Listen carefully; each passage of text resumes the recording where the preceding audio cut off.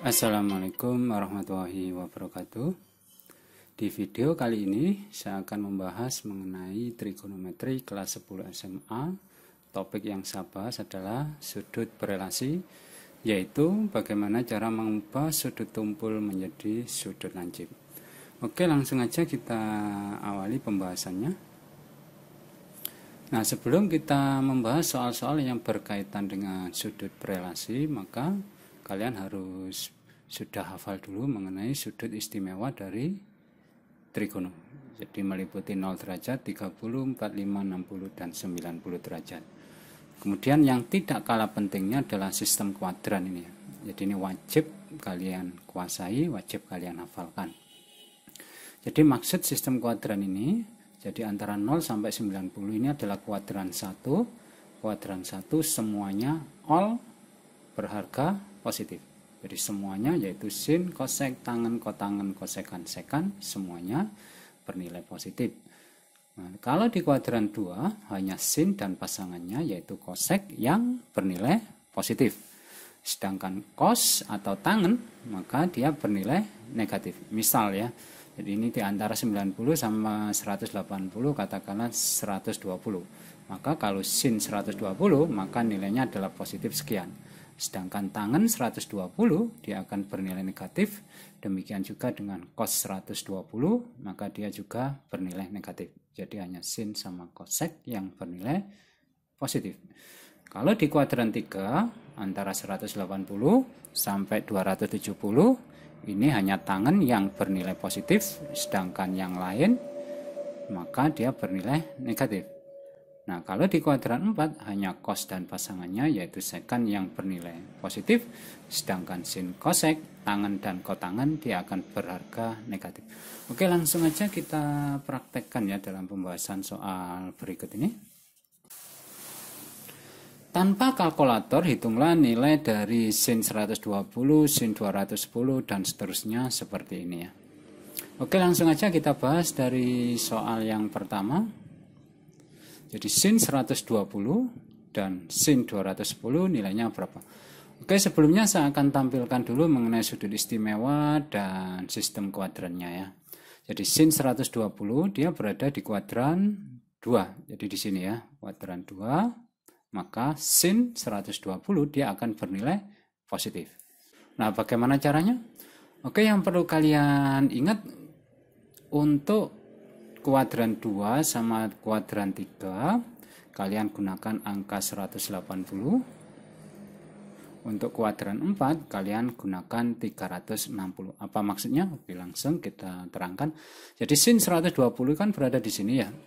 Berarti dia lebih dekat ke 180. Berarti kita gunakan sin kurung 180 supaya jadi 120 maka 180 ini saya kurangi 60. Nah, demikian. Maka hasilnya adalah sama dengan sin 60. Nah, seperti ini. Nah, karena sin 120 karena 120 berada di kuadran 2 yaitu punyanya sin, maka sin 120 bernilai positif.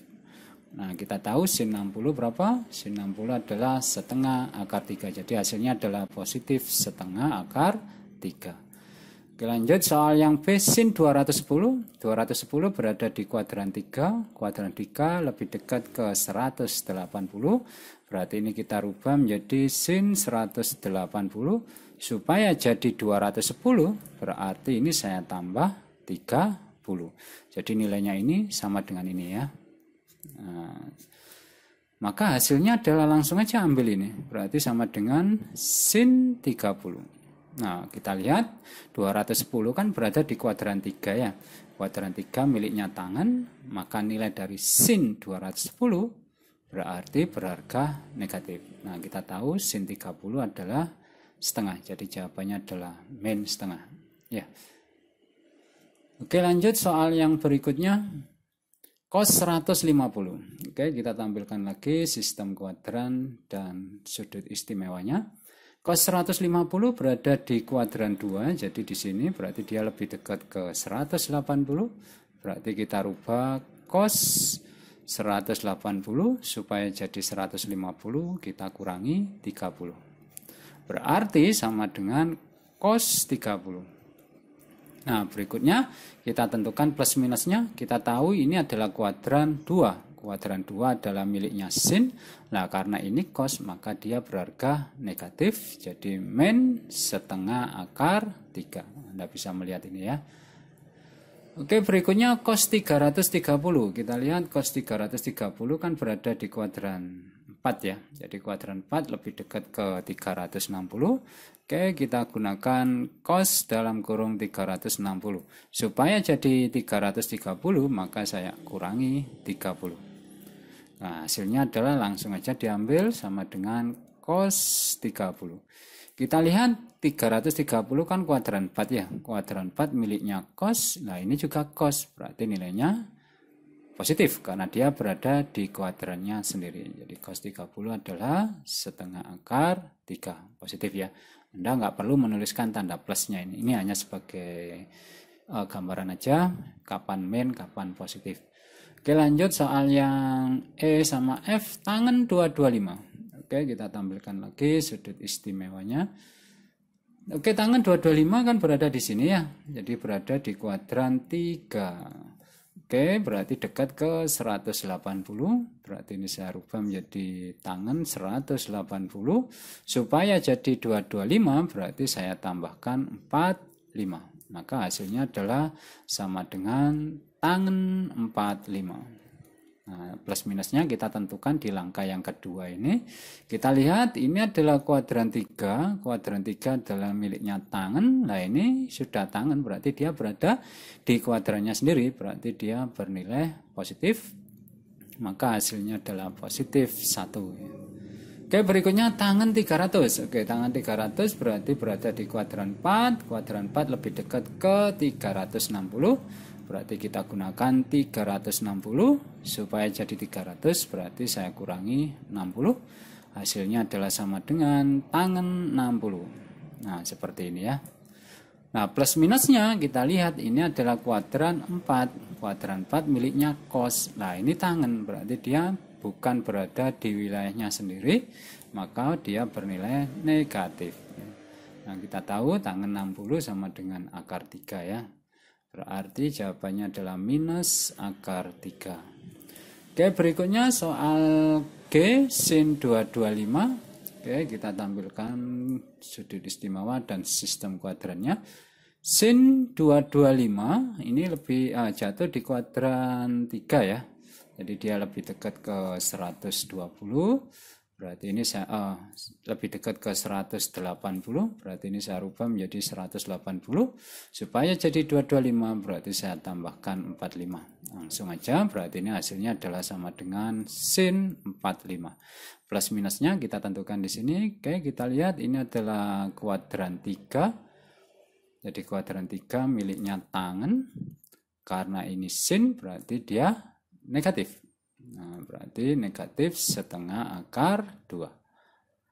Oke, berikutnya cos 120. Cos 120 berarti dia berada di kuadran 2. Kuadran 2 miliknya sinus ya. Karena ini cos maka sudah pasti nilainya nanti adalah negatif. Oke, ini kita rubah pakai 180 ya. Karena 120 lebih dekat ke sini. Oke, kita kurangi 60. Maka hasilnya sama dengan cos 60. Nah, karena ini kuadrannya sin, sedangkan ini cos, maka dia negatif.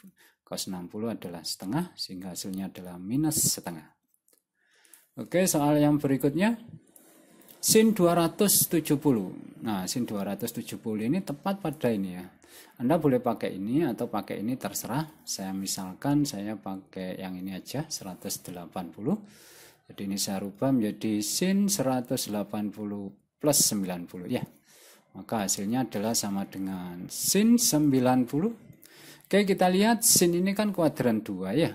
Nah, jadi dia di kuadran 2. 270 ini berada di antara kuadran 3 dan 4. Artinya ini sudah jelas negatif karena dia bukan di wilayahnya sendiri ya.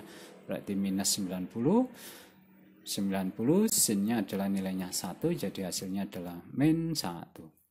Kemudian cos 330 berarti 330 berada di kuadran 4, lebih dekat ke 360, berarti ini 360. supaya jadi 330 saya kurangi 30, maka hasilnya adalah sama dengan cos 30. Nah, min atau plus kita lihat cos 330 ini kuadran 4, kuadran 4 miliknya cos, berarti dia berada di kuadrannya sendiri, maka dia bernilai positif. Cos 30 adalah setengah akar 3. Nah, ini adalah gambaran singkat mengenai sudut berelasi, bagaimana cara mengubah sudut tumpul menjadi sudut lancip. Anda boleh pakai ini sama ini ya, dan Anda boleh pakai yang ini. Tetapi kalau pakai yang ini, itu akan sedikit berbeda. Insya Allah akan saya terangkan di pertemuan atau di video yang berikutnya. Oke, terima kasih telah menonton. Saya akhiri. Wassalamualaikum warahmatullahi wabarakatuh.